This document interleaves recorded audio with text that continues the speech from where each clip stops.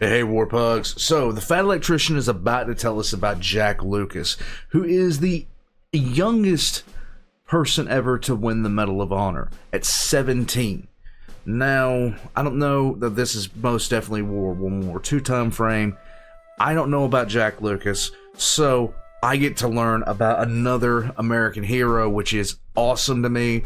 I find every single time that I check out something about the Fat Electrician, I learn something that I didn't know, and that's the best thing about YouTube, because you learn about stuff that you would never hear about beforehand, period.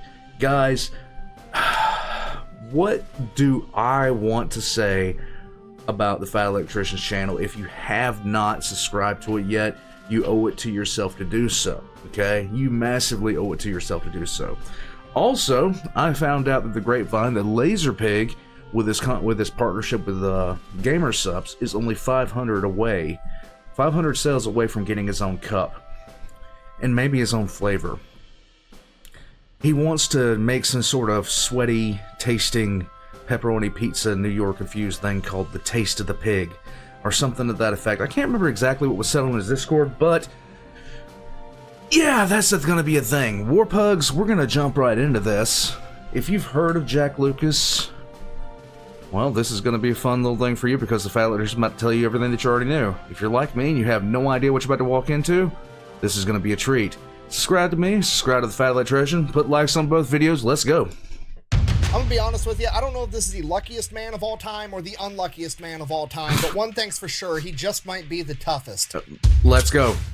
Today we're talking about America's indestructible Marine, Jack Lucas. He served 3 years in the United States Marine Corps, 6 months of which was inside of a prison cell. He stormed the beach at Iwo Jima. He survived jumping on top of 2 live grenades. He earned the Medal of Honor, and he did all of it before his first day of high school, which is really just the beginning of the story. Wait, but before what? we get to all that, let's get this sponsorship out of the way. Let's This video go. is brought to you by Sundays, food for dogs. Yay. It's fancy food. Yay. For dogs. Yes. Okay, look, long story short, there was a veterinarian that was mad that all the fancy, expensive dog food also needed to be stored inside the refrigerator, which is lame because the refrigerator is for people food. So they created the company Sundays Food for Dogs, and it's high quality food that's been air dried. Essentially, it's jerky for dogs, so it's high quality and it doesn't need to be kept in your fridge. Okay. I mean, look at it. It even looks like jerky. Okay, Oh, to give wow. you an idea of how healthy this food is, I'm going to go ahead and read the ingredients right off the bag for you. We've got cornmeal, ferrous sulfate, niacin, thiamine monotrate, riboflavin, vegetable oil. Wait, no.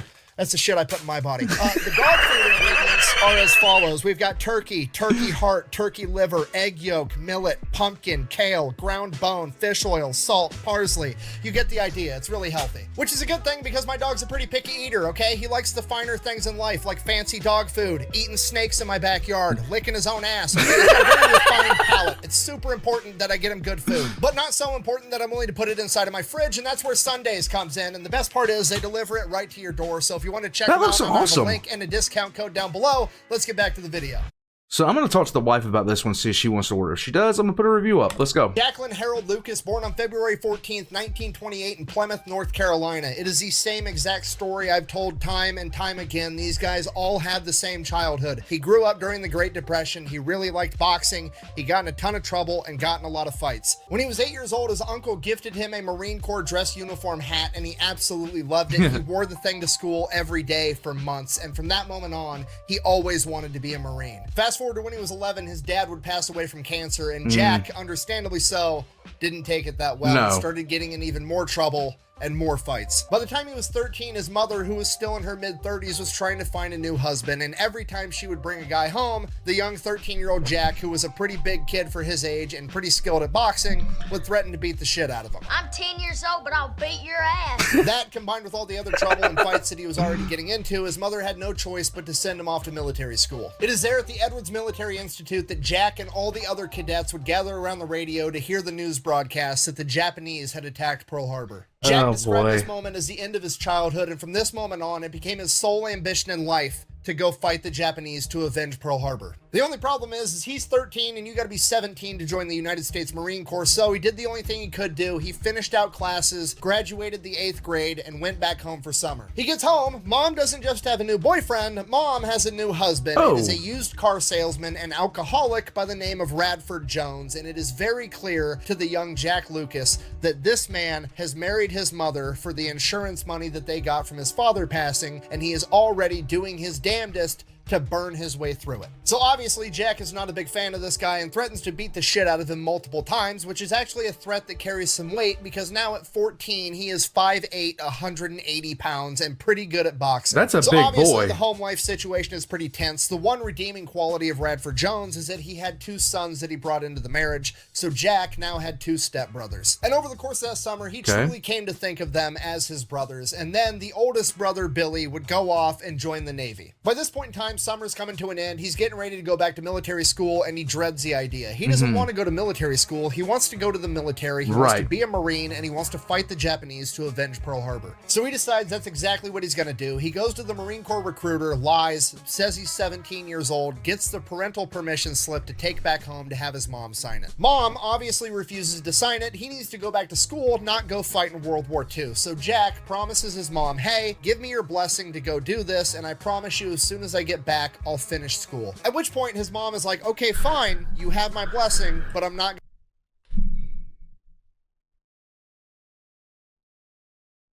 Dude, she's built different. She's built different. Negotiating my way into going out on Wednesday night when I was 13, negotiating my way would normally take an act of Congress.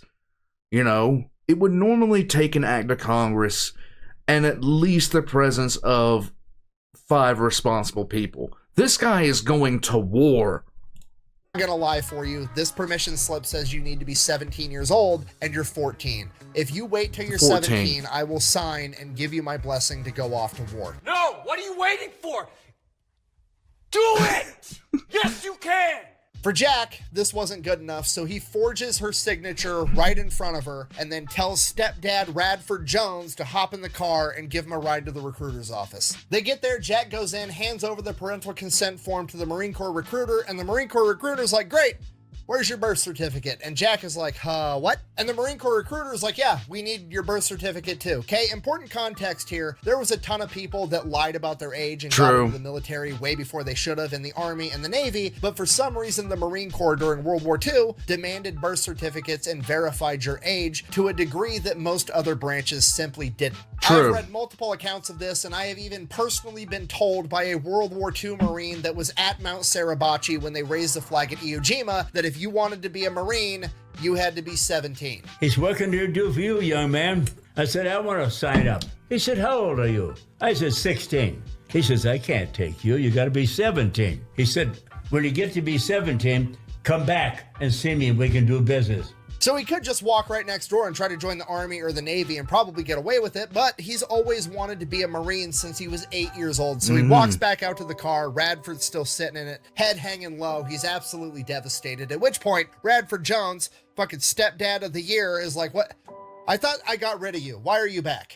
Jack tells him it's not going to work because he has to have his birth certificate to prove that he's 17 years old. Otherwise, the Marine Corps isn't going to take him. So Radford Jones marches right back into the recruiter's office and goes full car salesman mode. Walks right up to the Marine recruiter and is like, hey, I'm his stepdad. The kid's definitely 17. His mom actually lost his birth certificate in a house fire. Actually, now that I think of it, I don't even think he ever had a birth certificate, you know, because it's the early 1940s and all kinds of people were still born at home. The government doesn't even know that this kid still exists, okay? You don't believe me? We could cut one of his arms off right now and count the rings. I guarantee you there's 17 of them. I think you ought to buy it today, right now. You want to know why? Because this Buick is you. The color is you. Look at it. This is your car. At this point, the recruiter's like, I mean, all right, fine, whatever. Hands Jack a clipboard with a piece of paper. Fill this out, sign your name at the bottom. Jack does it, signs his name, turns around to, you know, begrudgingly thanks stepdad for helping him out. Stepdad's already gone. Nice. Car's not even in the parking lot. Dude bounced. Cool, that doesn't matter. He got what he wanted. He is officially enlisted at the age of 14 on August 6th, 1942. Oh my God. Nobody's gonna know. He immediately gets gets sent off to basic training and he absolutely crushes it, gets put in a leadership role pretty much the entire time because he's the only one there with military experience because he spent the last year at a military academy. So he already knew most of the jargon, the ranks, how to march, and so on. So he was one of the most high-speed privates there. There you Besides go. that, nothing of note really happens while he's at basic training, except he did say he learned one very important lesson. One day, one of the drill instructors, while they were out at the firing line, said, "Who wants to drive a truck?" And Jack, being a 14-year-old who didn't have much driving experience, was actually kind of excited to drive a truck, so he raised his hand and volunteered. At which point, the drill instructor gave him an empty wheelbarrow, told him to go over there, fill it up full of ammunition, and haul ammunition up and down the firing line all day long. It is at this point that he learned to never volunteer for anything in the military ever again. After Navy. Navy is an acronym. Never again volunteer yourself. graduating basic training, he gets sent to Jacksonville Naval Air Base, where he basically gets to be a gate guard and do some more training. Now, he's outside of basic training. This is more advanced training. And when you go to these more advanced training courses, typically you're allowed to have liberty, leave over the weekend. You're allowed to go out into town and drink and mingle with the civilians. I'm going to say that again, but slower. Mingle. The 14-year-old Marine that nobody realizes is 14, including all the other Marines, the bartenders, and all the women at the bar, is going to go drinking at the bar with the Marines every weekend. Oh, I'll boy. let your imagination tell you what happens. You don't need to tell. I figured it out. Oh man, I love you. So he finishes up training in Jacksonville. By June of 1943, he is sent back to North Carolina to Camp Geiger, where he's going to have a bunch of machine gun training, and he is absolutely excellent at running that machine gun. He does such a good job, in fact, that after finishing the machine gun training, he is one of 9 Marines selected to stay at Camp Geiger and become an instructor. Kate, to most people, that's a good thing. But Jack is absolutely furious because he doesn't want to be a machine gun trainer in North Carolina. He wants to go to the Pacific Theater and fight the Japanese. Now, Right. he finds out that he's going to be a machine gun trainer via letter, right? He is given orders on paper. He doesn't share those orders with anybody. All the other Marines were given orders at roughly the same time of what unit they're getting shipped out to and what unit they're going to be a part of. So Jack just doesn't tell anybody anything, and he waits. When the time comes that all the other Marines are loading up onto a train to go all the way from North Carolina to California on their way to the Pacific Theater, Jack says fuck it, and he jumps on the train too. He figures it's better to You could get away with this stuff back then. You just can't now. ask forgiveness and permission. What's the worst that could happen? They ship him back and he has to be a machine gun trainer anyways. He spends 30 days in the brig. Whatever. Best case scenario, he gets attached to a different unit and he gets to go into combat. So he's on the train for a couple of days. They make it to California. Everybody gets off the train. They form up. There's an NCO there with a clipboard and he reads off all the names on the roster. After he finishes reading all the names on the roster, he says, "Is there anybody that I didn't call?" Jack raises his hand. NCO's like, "Why aren't you on the roster?" To which Jack geniusly plays the stupid private role and just goes, Of course. "I don't know. I was just told to get on the train. Keeping track of everything was the Army's job. I'm just here." To which the sergeant is like, "That's exactly correct and is totally something that would happen. Okay, you come with..." This is actually the best way to deal with problems in the military. Just act like you're an idiot and you're going to be fine. In 9 out of 10 cases, unless you genuinely screwed up. You don't want to act like an idiot then. Or maybe you do. It really depends on the situation, but in this particular situation, it's always best to default back to somebody else screwed up and it wasn't me. with me. They go to the commanding officer's office. They walk in. The lieutenant is like, "What do you want?" The sergeant is like, "This private's not on the roster." To which the lieutenant goes, "So put him on the roster." Okay, boom, mission successful. Jack may be the only person ever to go AWOL so that he could go to war. So There they you go. notify Camp Geiger back in North Carolina that Jack Lucas is here now and we're not sending him back. So now he is at Camp Elliott in California. And Camp Elliott is, I mean, they're training, but it's basically just they're there for a couple of months or a couple of weeks while they're getting moved closer and closer to the Pacific Theater Right. to go into combat. So during the day, they're doing stuff, you know, they're like moving supplies, administrative bullshit, but every night they're going out, they're getting hammered, going out on the town. This might be their last chance some of them ever have to have a good time, so that's exactly what they're doing. And Jack... So when you're between duty stations, and for me, this was between my training courses when I was in the military. like, they have things for you to do, but they don't have a lot for you to do, okay? And the big slogan is hurry up and wait. And some of the most ridiculous times that I was in the military were at in between so I had multiple schools. I had almost a year and a half of schools that I had to go to do my job when I was in the military. I was in for 6 years, and you were required 6. You had to sign up for 6 in order to get the position I was in. And what wound up happening was you sit there, you went to these schools, but you get to the end of that school, and then you'd wind up in a position where, okay, you just finished the school. The next school doesn't start for about 4 weeks, and it might get delayed. So what we're going to do is we're going to have you show up to a morning assembly. And if they have stuff for you to do, you're going to do it. If they don't have anything for you to do, just stay on the base. That's not a bad deal, and just leave at 4. That was legitimately that was the most cake duty you've ever had in your life.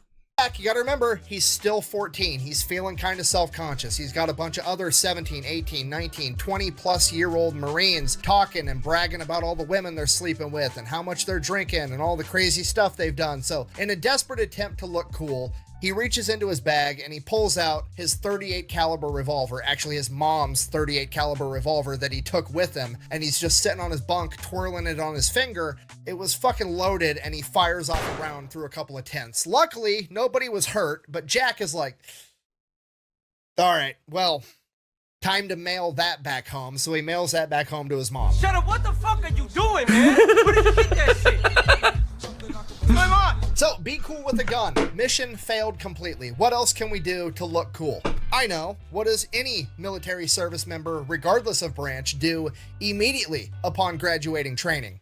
They go out and they get a tattoo. Okay, sidebar. No. Yes, I realize that I'm covered in tattoos and there's like 5 guns on the couch behind me and I'm basically making fun of myself at this point. Yes. Okay, I get it. Anyways, the real question here is, what is this young 14-year-old Marine gonna get for his very first and probably his only tattoo? Well, obviously, we're gonna go with the Marine Corps globe and anchor, right? It's iconic. Okay. Every Marine's got a tattoo of it. That's what we're getting. But Jack opts for a little bit of a different version, and he replaces the globe with the head of a bulldog. So now that he's cool enough, he's going out every night, he's drinking with the Marines, he's partying before they get shipped off to war. And this is where things start to go a little sideways. He starts getting into a little bit of trouble. One day, they're at this outdoor bar. He's wearing his garrison cap, also known as a piss cutter, and he's talking to a group of women with his friend group, and then some other group of Marines comes up, and the biggest guy there picks on him because he's the shortest. He's 5'8", but he's 180 pounds. He's stocky. He's a boxer. He's not the first, I think he's 15 at this point. He's not the first 15-year-old that you'd want to mess with. No. So this older Marine, attempting to punk him, walks up to him, grabs the hat off the top of his head and turns it sideways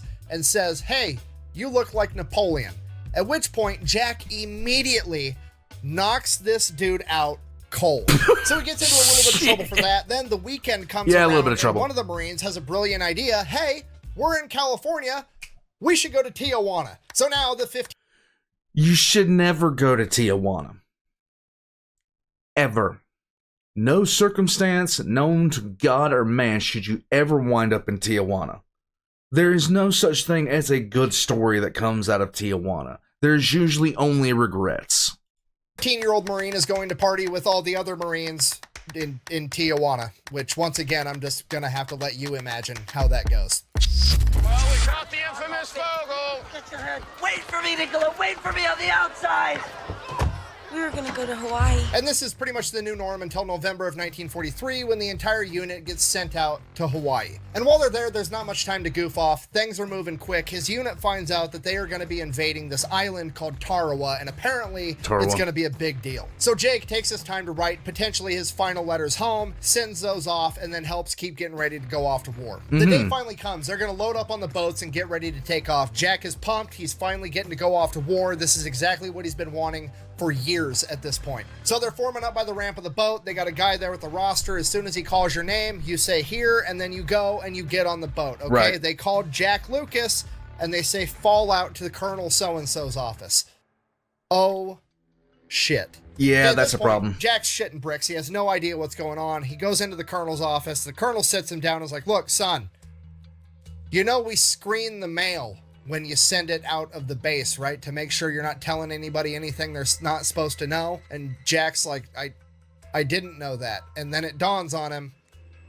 He mentioned in one of his letters that he was 15 years old, and now the Corps knows the truth. The colonel informs Jack that he is doing the paperwork to get him separated and chaptered out of the United States Marine Corps, at which point Jack tells the colonel, if you do that, I'm just going to go to the Army and they're not going to check and they're not going to care. This stops the colonel in his tracks, and he stops filling out the paperwork and he's thinking about what to do. And it dawns on him, the best thing he can do to help this reckless kid is to keep him here as a Marine where he can keep an eye on him. So that's what the colonel does. He ends up making Jack the garbage truck driver on the base.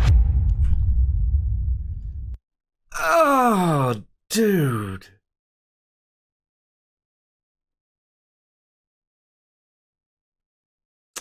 That hurts the feelings. So Jack is absolutely furious. All of his buddies are going off to war, and now he's a garbage man. So one day, Jack's driving the garbage truck. He's got to pull over, get some gas. So he pulls over at this gas station / automotive repair shop, and he's looking around, and there's like this little impound lot. And in this little impound lot, sitting up on some blocks, is this badass 1935 black Auburn convertible. And he ends up asking the gas station attendant, like, hey, what's up with this cool ass sports car? And the attendant is like, oh, some millionaire abandoned it after they attacked Pearl Harbor. It's just been sitting there. If you want it, we'll sell it to you for like $150. So Jack gets two of his buddies. They pool their money together. They buy this 1935 Auburn convertible. Problem, it has no rims and no tires. However, he's going to strategically acquire some from the Army. Okay, gets those put on, fixes the canvas convertible part with some canvas that he also tactically acquires from the Army. So now he's got a car, but here's the problem. He's 15. He doesn't have a driver's license, and the car's not registered because it's basically stolen. But here's the upside. This is a really fancy car. And not only is this a really fancy car just by normal car standards, this is a really fancy car, and it's in Hawaii in the 1940s. Meaning nobody else has a car like this in Hawaii, and whoever paid the money to have this imported to Hawaii spent a ton of money to do it. So nobody has the balls to pull this car over, because whenever they see some young private driving this thing, they just automatically assume, oh, that's got to be like the personal attendant to some general or something, and he's driving the general's car on very official business.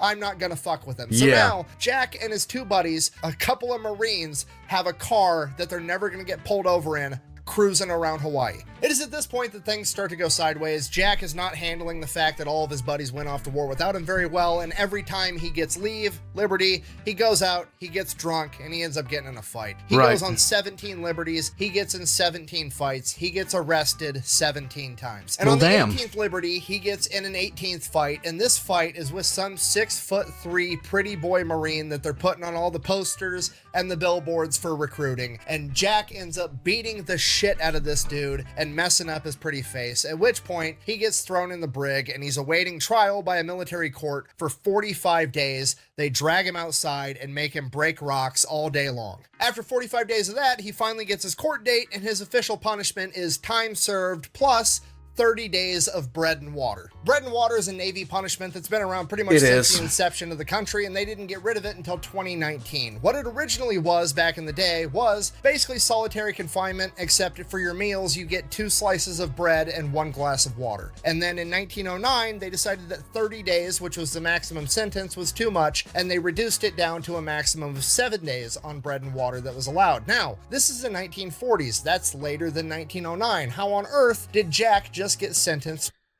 This is actually still a punishment that can be employed, by the way. This is actually a punishment that can be employed. To 30 days of bread and water. Well, the workaround, if you really upset somebody, is they'll still sentence you to 30 days, but once a week you'll get 1 normal meal and like an hour outside of your cell. That way it resets the clock on your 7-day punishment, because you just can't go 30 days unbroken without a normal meal. So they give you 1 meal to reset the clock. So that sucks, but he gets through it. By the time he gets out, it's May 1944. Meek's back up with his buddies. They still got the car. Everything's good, okay? You just got out of jail. What's the first thing you do? You're a 16-year-old Marine.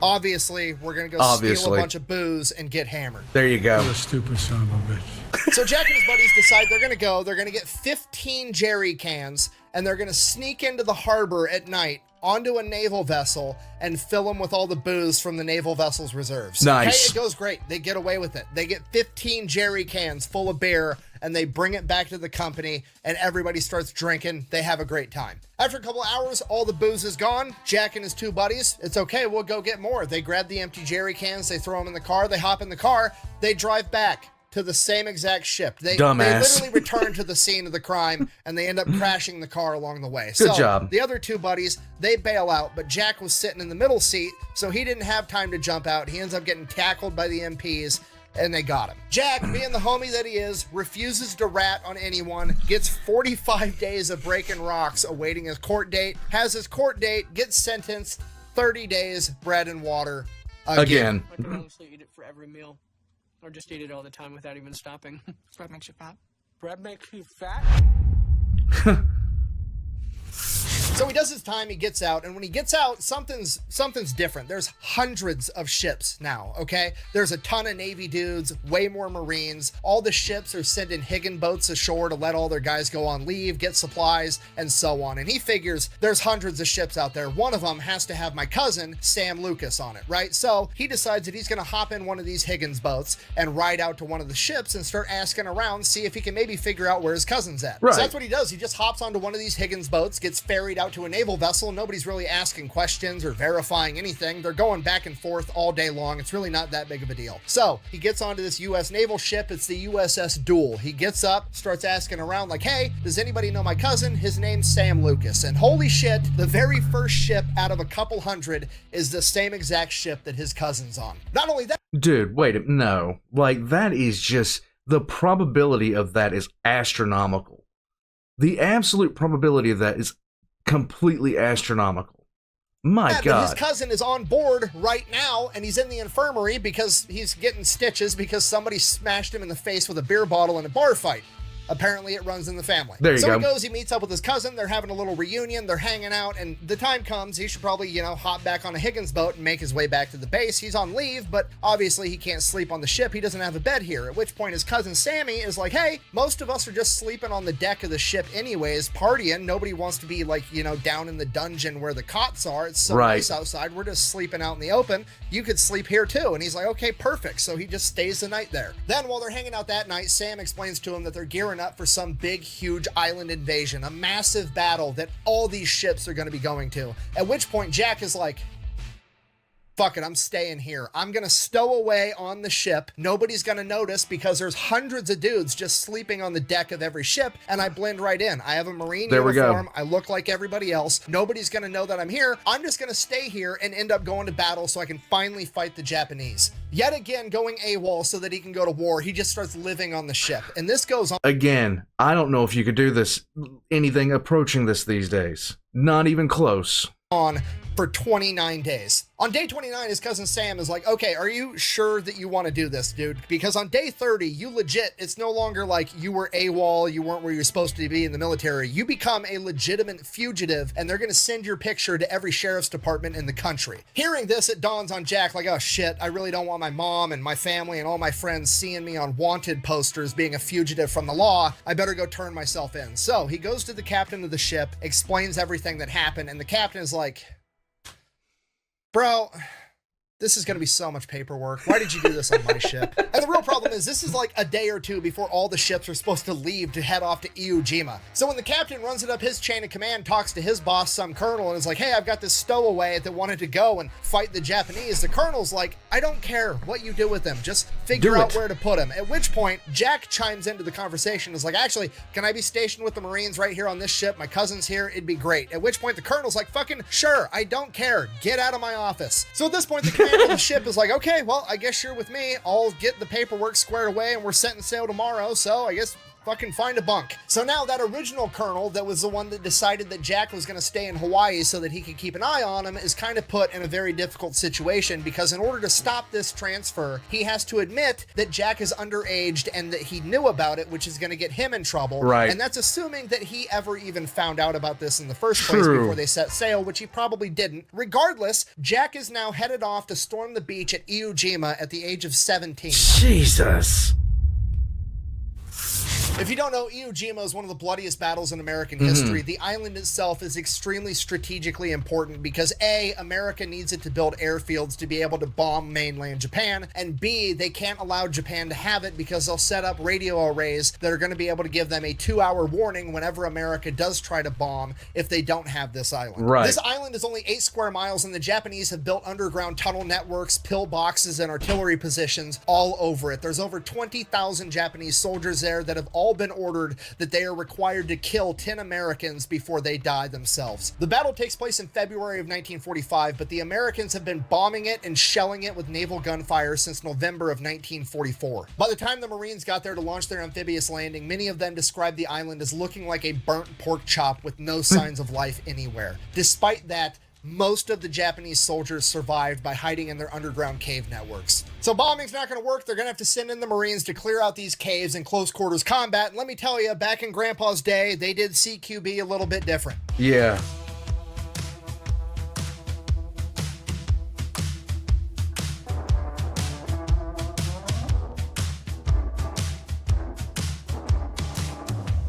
During the attack, forces are pretty much going to be split in half. Half the forces are going to be taking over Mount Suribachi, and the other half are going to make their way north so they can take over the airfield. And Jack is going to be in the second wave landing on Red Beach, meaning that he will be making his way north to attack the airfield. The first wave launches, and it's anticlimactic. There's no gunfire, there's no artillery, it's just a...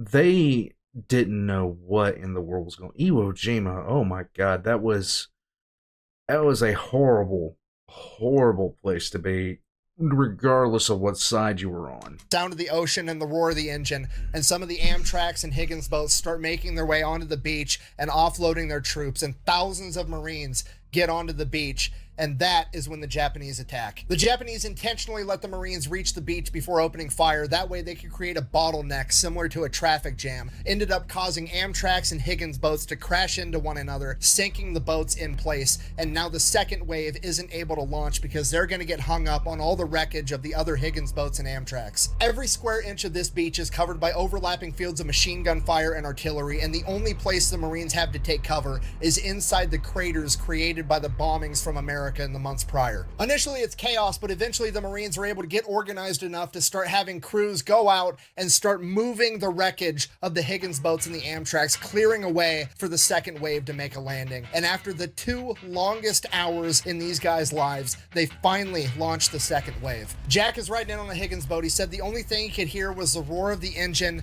and machine gun fire. Nobody was talking. He was literally sitting shoulder to shoulder with other men, and he felt completely alone. It was the loudest silence he'd ever heard in his entire life. For whatever reason, maybe he got too excited, or maybe he was concerned that he was going to crash into the wreckage of another Higgins boat. The coxswain driving Jack's Higgins boat dropped the door too early. All the Marines run out and sink into the water up to their chest. But Jack, at 5'8", on the shorter side, is sunk into water up to his chin, and he has to look up to be able to breathe as he tries to run through the ocean into gunfire. He ends up making it to the beach, and he's there pinned down for 2 hours. And then he said after 2 hours, he just came to the realization that if he heard the explosion, it had already missed him, and whatever was going to take him out, he was never going to know about. And other Marines were starting to realize this too, as they just became immune to the fear of this fight, and they all got up and started advancing forward inch by inch for hours. Jack keeps pushing and he keeps pushing, and he finally makes it to the very,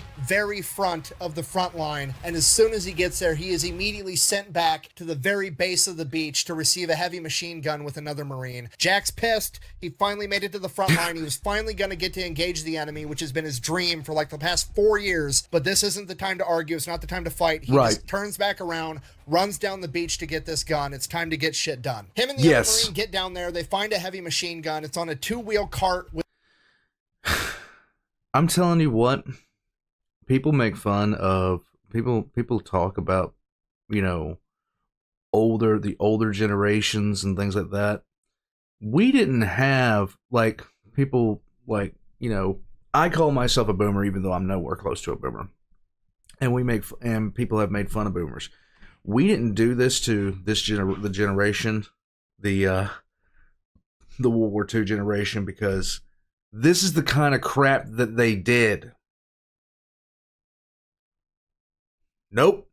with a T-handle, so one guy on each side, and they're supposed to run it up the beach. The problem is the beach is made out of volcanic ash, and Jack said every single step forward he took, the ash moved beneath his feet 2 steps back. He said he felt like he was running up a hill made out of wheat. It takes Jack and this other Marine a while to get this gun moved up the beach, and once they get it there, they are both absolutely smoked. But the sun's already starting to go down, so everybody just kind of takes cover for the night and sets up defenses. It's the longest night of everybody's life. Nobody actually gets any sleep. The temperature drops. They're all wet. They're all cold. They're all shivering. The Japanese are known for launching bonsai attacks. At this point in the war, Japan had abandoned that practice because they didn't have enough men to go one for one with America anymore. But at this point, the Marines don't know that, so they're constantly on edge. Every noise out there could be them lurking up to launch a bonsai attack and try to bayonet them. In addition to that, that also makes them want to stay extremely quiet because they don't want to get mistaken for the Japanese sneaking up on anybody by another Marine in a different foxhole. So they're all just sitting there, shivering, cold, wet, dead quiet, waiting. Morning finally comes and they start making their way towards the airfield. The closer they get, the more and more enemy resistance they encounter. They start getting in a firefight here, a firefight there, and once they get close to the airfield, they actually end up taking over a Japanese trench that had been abandoned because the Japanese knew they were coming and fled into their cave network. Jack and his fire team absolutely were not about to try to follow them into the cave, They just held their guns, pointed at the cave entrance, and called up a flame-throwing Sherman tank from the back. As the Sherman made its way there, the Japanese inside saw it coming and ran out of the cave, at which point Jack and his fire team opened fire. Jack shot one, and then he shot another, and then his gun jams. Jack ducks down into the trench to unjam his weapon, and at that moment he sees 2 Japanese grenades sitting in the trench between him and the guy in front of him. At this point, Jack has 50 questions, and he has to answer all of them in the span of a couple of milliseconds. Did the Japanese leave those grenades there? Are the pins still in them? Did they throw them in and we didn't notice because it's a firefight and there's all kinds of crazy shit going on? If they did pull the pins and throw them into the trench, how long have they been there? Those grenades only have a 4-second fuse. Do I have time to yell grenade and have everybody get out of this trench? If I yell, are they going to hear me over the sound of this firefight? He doesn't know, so he has to assume the worst and that grenade is going to explode in a second. And with that, he accepts the fact that he is going to die in this trench at 17 years old. And the only question left is, does he want to die by himself or does he want everybody else in the trench to die with him? Because right now he is the only one that knows and he is the only one that can do anything about it. And that's not a real question to begin with. So he immediately dives on the first grenade, using his chest to drive it into the volcanic ash, reaches over, grabs a second grenade, and pulls it into his chest as he screams grenade, and they blow up.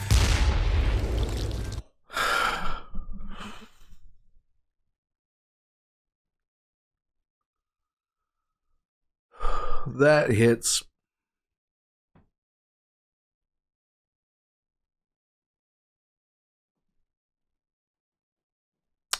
That hits. That hits. 1 second.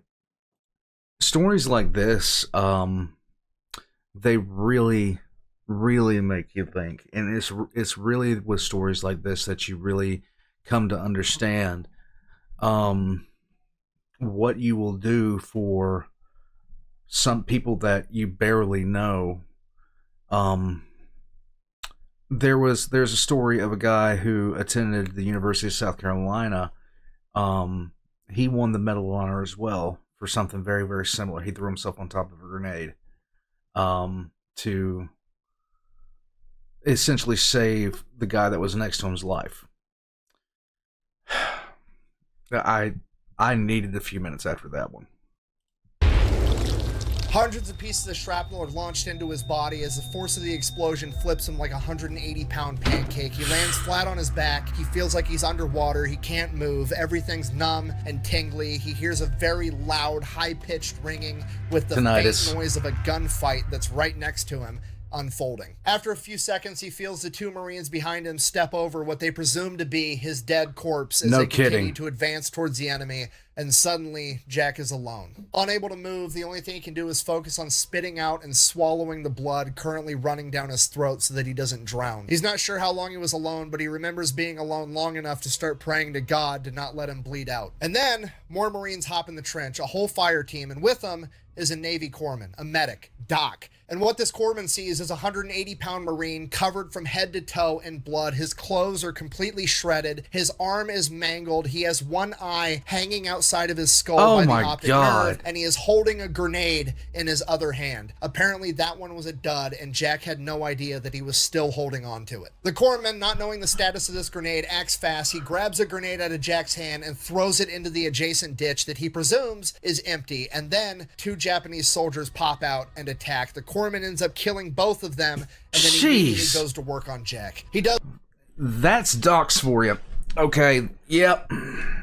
Does everything he can for him on the spot. He gives him a morphine syringe. He shoves his eye back into his skull. He stops as much bleeding as possible, and then he gets 2 more Marines to grab a litter and start hauling Jack back to the beachhead where they have an aid station set up. At this point, Jack is still wide awake and still completely unable to move as he watches 2 Marines carry his 180-pound body through the same exact volcanic ash that he was dragging that heavy machine gun up the day prior. Both these guys are completely smoked, but they're doing everything they can to help Jack out, and then eventually one of them trips and drops the litter. Jack falls off, smokes his head on a rock, but at this point, what's one more injury? He makes it to the aid station, gets intubated while he's awake, which is not a pleasant experience, and then he finally gets knocked out. Next thing he knows, he wakes up on a hospital ship. He's so doped up on drugs, time is completely relative. He can't tell the difference between days and hours, but he does remember the doctor coming in and explaining to him that the only reason that he's here is because the volcanic ash mixing with his blood acted like a super coagulant and prevented him from bleeding out. Then next thing he knows, they're getting him ready for another surgery. He doesn't know how many surgeries he's already had. He just knows that the doctor told him this time that the infection is spreading and they might have to amputate his arm. So Jack begs the doctor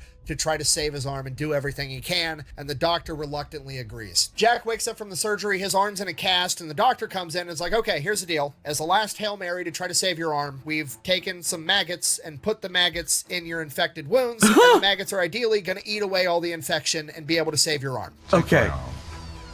Next thing he knows, he's on his way to Guam. Once he gets to Guam, he's in this hospital bay with like 5 other Marines, and then they go to take his cast off for the first time since he had it put on, and when they take it off, it is completely full of gray and yellow pus, and he said it was the most horrendous thing he has ever smelled in his entire life. All the other wounded Marines in this bay got up and left, and one of them literally had to crawl on the ground because he was so messed up, and he did it just to get away from the smell, and Jack said it was so bad that he didn't blame any of them at all. He then ends up getting sent back to California, where he undergoes over 20 surgeries. Over the course of these surgeries, they remove over 250 pieces of shrapnel from his body, ranging in size from a BB to a 22 caliber bullet. And that's just the shrapnel that they were able to get out. He will live the rest of his life with 8 pieces of shrapnel permanently lodged in his brain, 6 in his right lung, and over 100 pieces throughout the rest of his body. In addition to that, he now also has what he describes as tattooing all over his chest and arms because the volcanic ash was rocketed into his flesh and his wounds and is now healed into his skin. From there, he gets sent closer to home to a hospital in Charleston, South Carolina, where he undergoes a ton of PT, and he ends up getting medically discharged from the Marine Corps in September of 1945. And with that, he goes back home to Plymouth, North Carolina to live with Mom. And he's there for a couple of weeks, and he gets a phone call that he needs to report to Washington, D.C. on October 5th,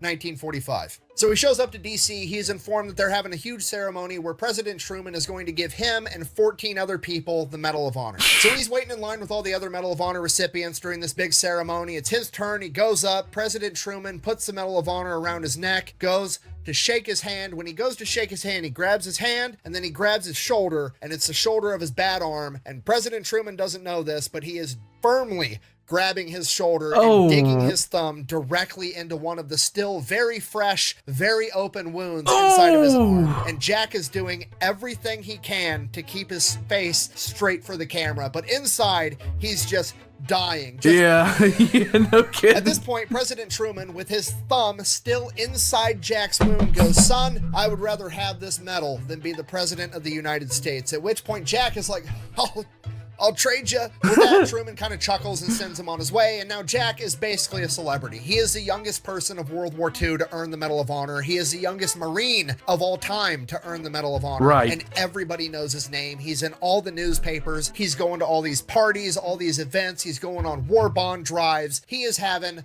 the time of his life. He's also doing a bunch of interviews, and one of the interviews he does is a national radio broadcast. And in this interview, he ends up requesting that people from all over America send his mother newspaper clippings of stories about him, and then he gives out his mother's address on national radio, not realizing what he's done. His poor mother receives over 50,000 pieces of mail, and it completely overloads the tiny Plymouth, North Carolina post office. After a couple months, things die down, and he finally gets to go back home, and he's in this really weird position because on one hand, he's a 17-year-old that's got an 8th grade education and his whole life ahead of him, but on the other hand, he's a combat veteran with the Medal of Honor and a full pension and disability. Right. So he does what any military member does the second they get back from a deployment and have a ton of cash. He buys a brand new Chevy. That didn't take very long. Now he still has to figure out what to do. And he's like, I mean, I guess I did promise my mom I'd go back to school when I got back. So True. he enrolls in high school.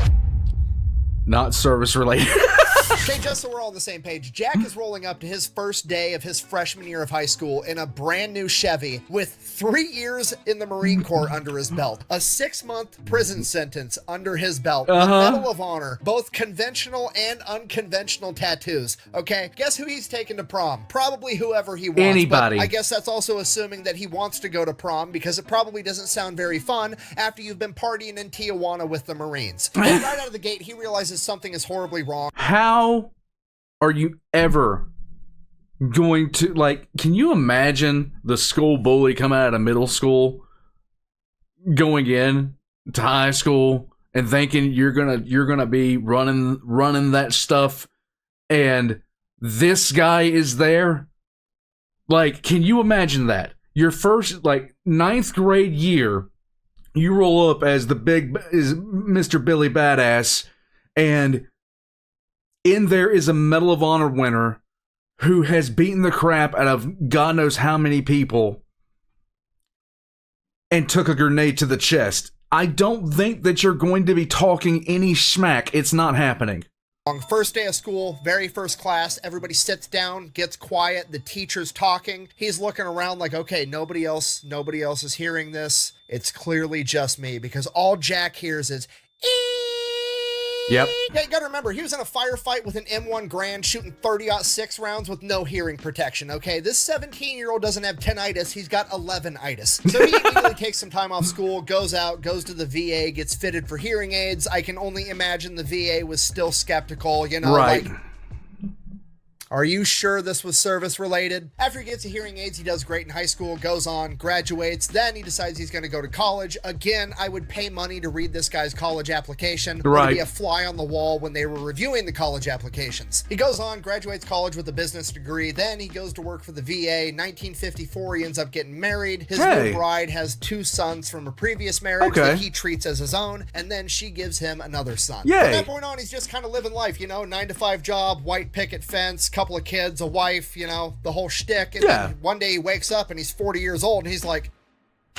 this shit's boring. I want to do something cool. I don't know, conquer the rest of my fears. I literally only have one fear left, and that's heights for some reason. So how can I conquer my fear of heights? That seems like something exciting to do. I know. I'm going to re-enlist in the United States military, except this time I'm going to join the Army to join the 82nd Airborne Division and become a paratrooper. Go for it. So I can conquer my fear of heights. And that's exactly what he does. He somehow manages to get into the 82nd Airborne and become a paratrooper. So he joins in 1961, does great, starts doing training jumps. He's kind of like conquering his fear of heights, you know? It's pretty cool. You just jump out of the plane. There's a rope attached to your parachute. As soon as you get so far away from the plane, it automatically pulls the parachute for you. There's a jerk. You fall to the ground. That kind of hurts for a second, but ultimately, you're fine. Yeah. And then one day he's doing another training jump. He's the last man to jump out of the plane this time. No big deal. He's done this like 20 other times. It's just another day. It's another jump from 1,200 feet, right? So he goes. All the other guys jump out in front of him. He's the last man out of the plane. He jumps out, and then he waits. And he waits. There's no jerk. He looks up. His parachute's all tangled up. It's not catching any wind. He tries to open it up. He tries everything they taught him how to do. Nothing works. So he gets rid of it, pulls his reserve chute, the same exact thing happens. Fuck. Okay, he's panicking. He's flying past other people that have their parachutes open on his way down to the ground. It's just going to be a matter of seconds. And he's like, I mean, I'm probably done, but the best chance I have at maybe surviving this is landing feet first and doing the little combat roll like you're supposed to do when you have the parachute attached. So fuck it, I guess I'll try it. And that's what he does. He collides with the ground feet first, does his little roll thing, and then stands back up completely fine. Okay, this man's got plot armor. Wait, what?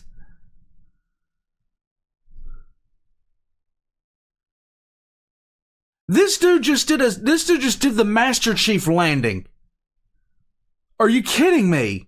Parachute, okay? I don't know what he had planned for the rest of the evening, but I'm willing to bet it was to find John Connor. And just to be clear, when I say he was unscathed, he was completely unscathed. He did another training jump 2 weeks later. He said that first jump after the accident, he didn't hesitate at all. He jumped right out. He wasn't scared one bit, which sounds counterintuitive. Yeah. You would think if anything would make your fear of heights a little bit worse, it would be jumping out of a plane with no parachute. But then if a plane I'm in has turbulence where it drops 20 feet in a second, I'm done.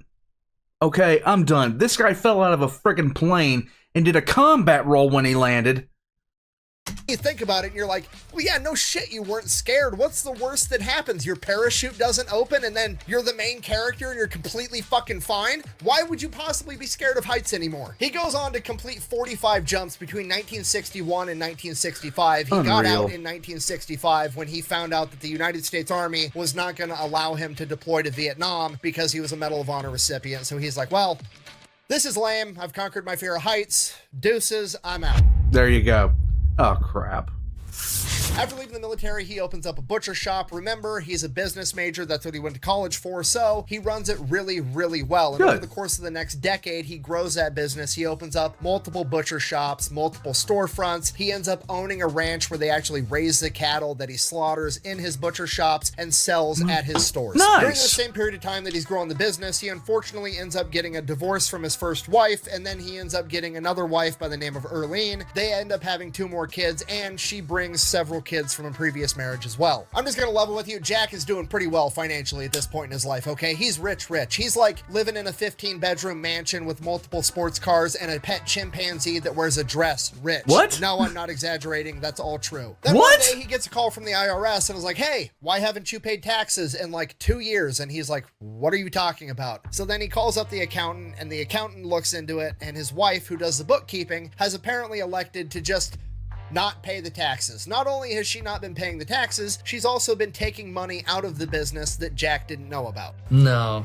don't like that. So Jack is understandably pretty upset. He's trying to run a business and his wife is embezzling, so he cuts her off from the money, works really hard to get everything settled and squared up with the IRS so he doesn't get his ass sent to prison. And then one day he gets a call while he's sitting down to dinner, and he answers it, and they're like, is this Jack Lucas? And he's like, yeah. And he goes, this is so-and-so from the Maryland State Police. We need you to come by the station. We've had a report about some of the product from one of your stores. And he's like, shit, somebody got food poisoning, or he's going to get in trouble. They're going to shut down his shops. Right. Like, everything is just going to hell in a handbasket. This is going to ruin his entire life. So he's like, okay.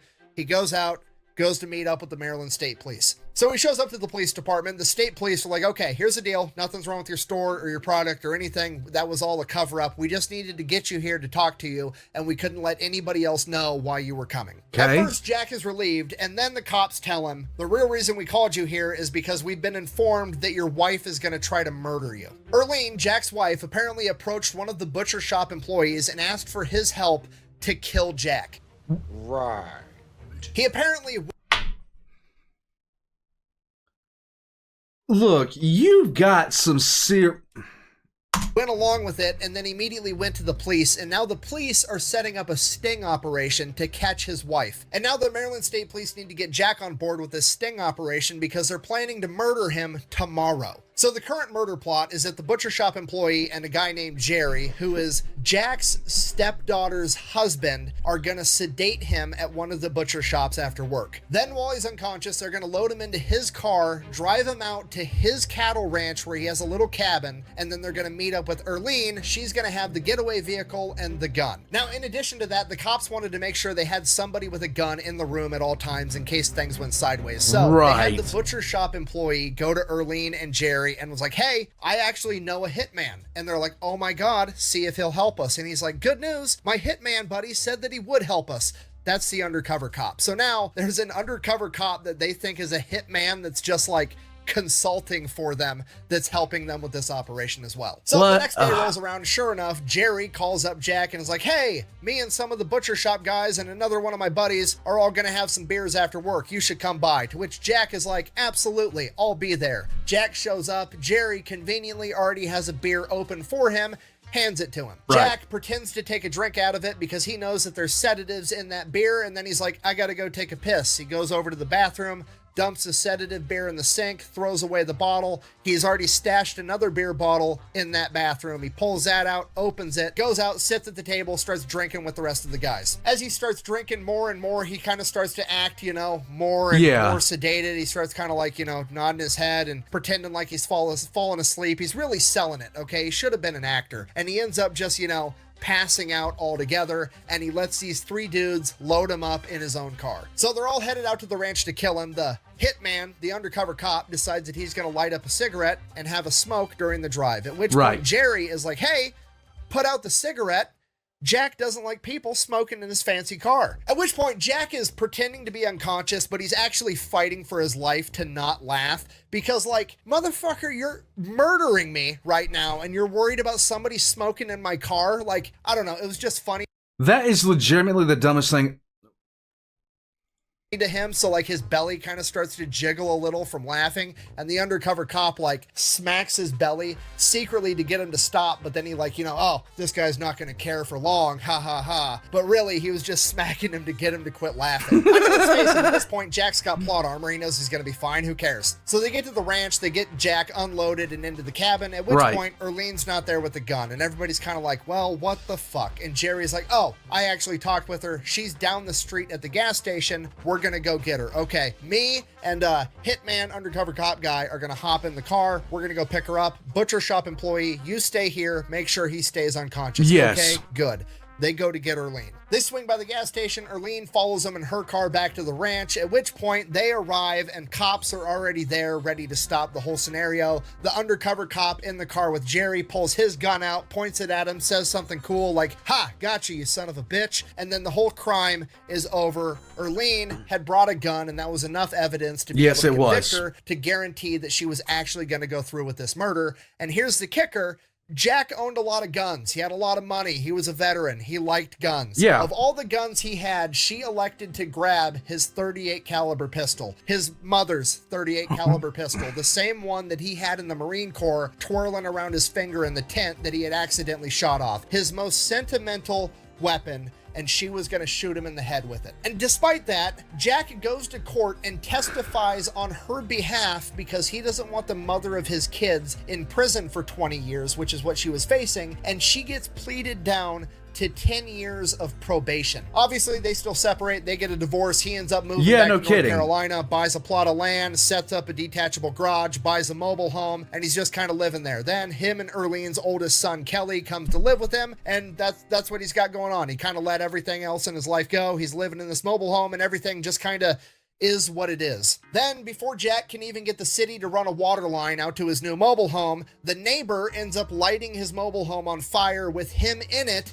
because he didn't want neighbors. So he wakes up in the middle of the night to the smell of smoke. Him and Kelly get out of the mobile home. The entire thing burns completely to the ground. He loses everything, all of his guns, all of his pictures, letters, all of his stuff from his time in the service. And the next morning, the only thing he's able to pull from the ashes of his mobile home is the actual star itself from the Medal of Honor. This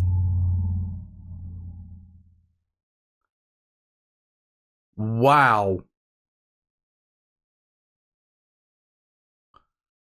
Oh my God.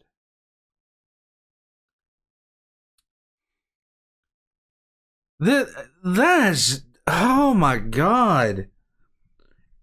Imagine if you were the guy that burnt down the house and you found out who you did it to. I mean, I don't care. There's not enough karma on the planet to stop you. There's just not enough. There's not enough bad karma you can inflict.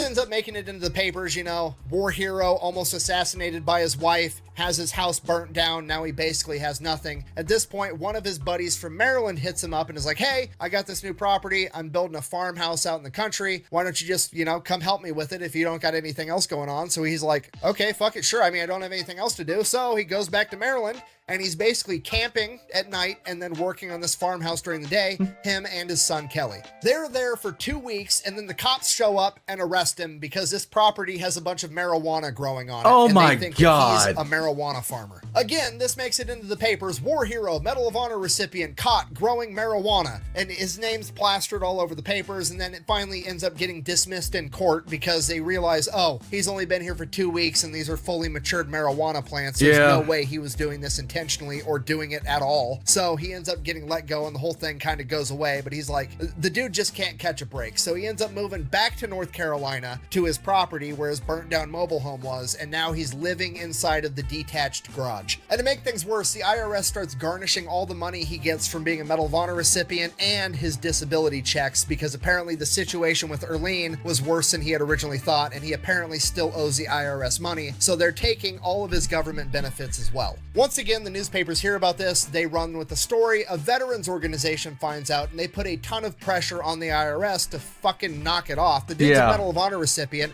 He shouldn't have to pay taxes, period, let alone have his fucking benefits garnished because you think he owes you money. The IRS takes so much backlash, they end up giving him his benefits back, and the federal government steps in and ends up making it a law that veterans' benefits are immune to creditors and they cannot be garnished by the IRS whatsoever. After that fiasco, he ends up getting in touch with one of his old friends from the military, and he decides that he's going to go out and visit him in Hattiesburg, Mississippi. And while he's there, he absolutely falls in love with the town, and he decides that he's going to move there. He buys a house. He meets a lovely lady by the name of Ruby. He describes her as pretty, smart, and possessing the virtue of unlimited patience. He asks her to marry him. She agrees. And Jack Lucas finally got to live happily ever after. Thank God. Is the story of the United States Marine Corps' youngest Medal of Honor recipient, America's indestructible Marine, Jack Lucas. Thank you for watching. Best way to support the channel is go buy some merch over at thefatelectrician.com. Quack bang out. That's amazing. I do not know why God spared my life so many times. I've been searching for an answer to that question since that fateful day in February 1945. I feel that he has entrusted me with the responsibility of passing on to other Americans my first-hand knowledge of the enormous price that has been paid for their freedom. Those who have died on the field of battle cannot speak for themselves. That duty is mine. I will carry their banner forward and continue to plant the seeds so that others may continue the work after I am gone. The honor is humbling.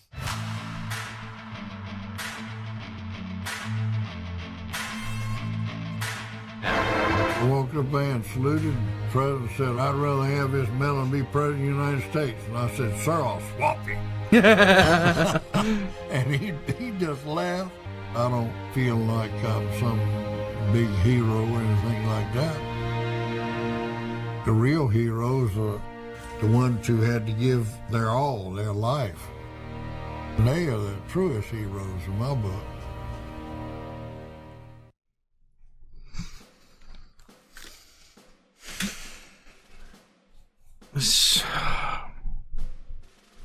I hate hearing that he just could not find peace after he got back. That so much went wrong. It was going well at first, but then it just started going wrong, and it didn't stop going wrong for a while. I hate that for him. More pugs.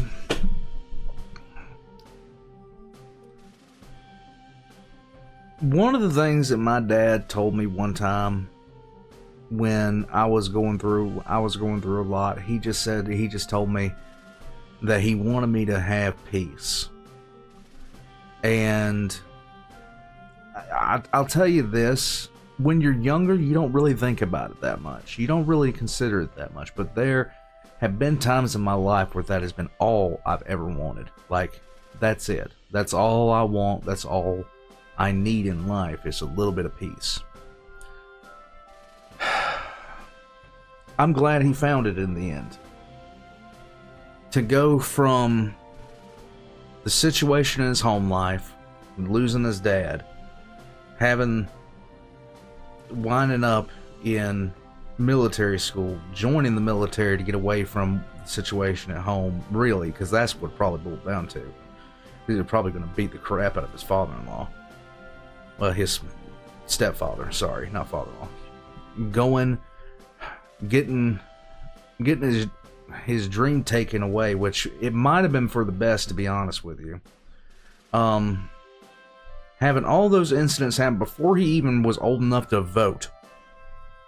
And diving on a grenade, 2 grenades, being sent home before he was old enough to vote.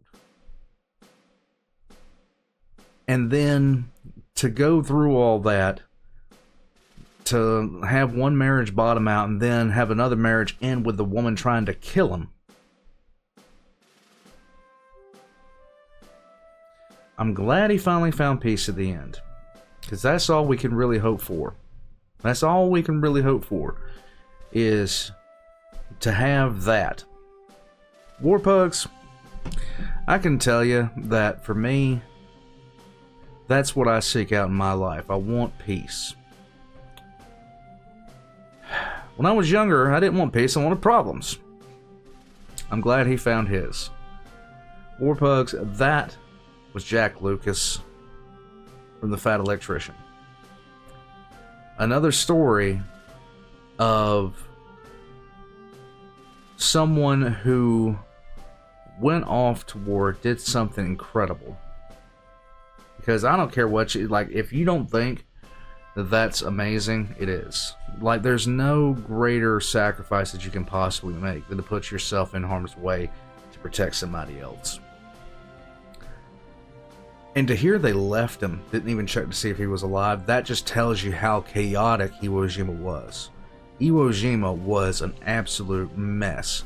And that corpsman that took out the 2 Japanese that were trying to kill him, when he was getting there to attend to Jack, that guy is a boss. I wish we knew his name.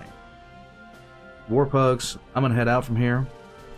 Check the links in the description below for all the Fat Electricians links, including the new dog food that he's promoting.